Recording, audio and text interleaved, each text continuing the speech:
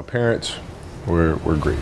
You know, growing up, you know, they instilled in me the importance of imagination, of curiosity, and understanding that, okay, if you want to accomplish something, I'm not just going to sit here and say, yes, you can do whatever you want. Yes, you can, but you have to also put in the work to get there, right? So they taught me that at a really early age, man. And when you grow up as a kid thinking that the world is your oyster, all things are possible if you put in the work to do it, you know, you grow up having that fundamental belief. Yeah. Who was more influential for you, your father or mother? Both were influential at different points. Yeah. Right. My mom was there on a daily basis. My father was really influential at a really critical time where I had a summer where I played basketball when I was like 10 or 11 years old, in a very prominent summer league in Philadelphia called the Sunny Hill League, where my father played, my uncle played, and they were like all-time greats and some stuff. And Wilt Chamberlain played in the league, you know, Earl of Monroe played in the league, and here I come playing, and I don't score 1 point the entire summer. Really? Not one. How old were you? 11, 10, 11. And you're playing against other 10, 11-year-olds? Or you didn't score once? Not one. Were you in the game? I was in the game. How did you not score? Because I was terrible. Really? Yeah. At 10, 11 years old, you were that awful. I mean, and I had these big knee pads on because I was growing really fast. I had socks all the way up here, and I had like the high top skinny, like skinny as hell. And I scored not a free throw, nothing, not a lucky shot, not a breakaway layup, 0 points. And I remember crying about it and being upset about it. And my father just gave me a hug and said, listen, whether you score 0 or score 60, I'm gonna love you no matter what. Wow. Now that is the most important thing that you can say to a child. Because from there I was like, okay, that gives me all the confidence in the world to fail. I have the security there. But to hell with that, I'm scoring 60. Let's go. Right. And from there I just went to work. And I stayed with it, and I kept practicing. Is that when you think the mentality of hard work started to come in for you at that age, when you failed so miserably, I guess, that summer? I think that's when the idea of understanding a long-term view became important. Because I wasn't going to catch these kids in a week. I wasn't going to catch them in a year, right? So that's when I sat down and said, okay, this is going to take some thought. All right, what do I want to work on first?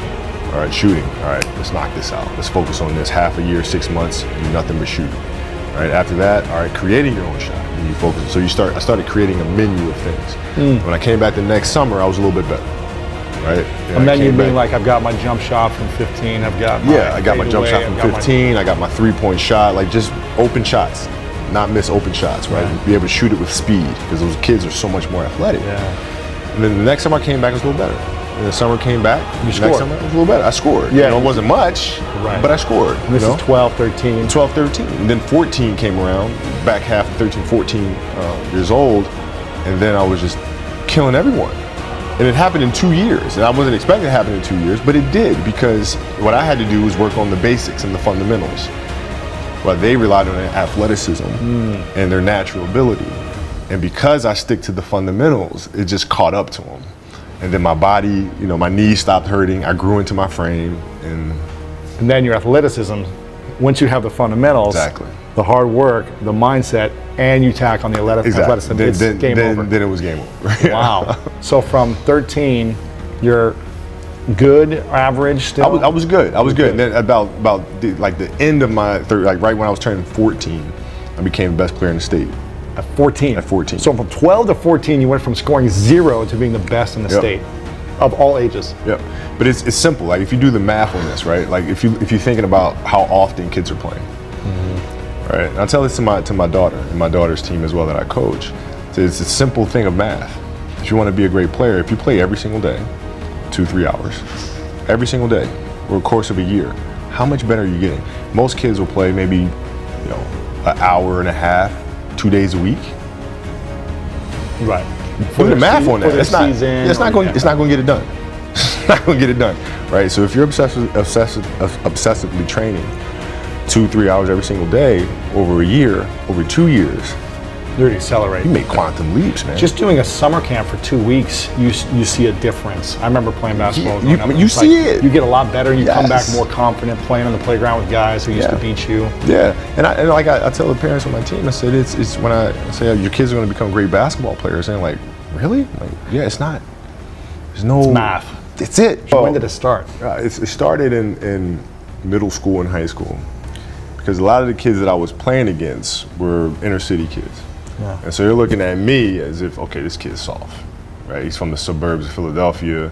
His father played in the NBA, played professionally. He's got it easy. Got it easy, born on second, all this other stuff, right? And so they felt like they could try to be physical or try to intimidate me and do all this other stuff, which they couldn't, right? But now I'm saying, okay, well, you're trying to attack me. How am I going to attack you? How can I mentally figure out ways to break you down?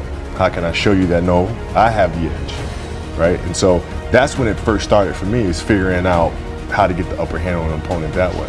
Well, I mean, we used to have an All-American camp that I used to go to, and at the time when I first showed, I was a sophomore.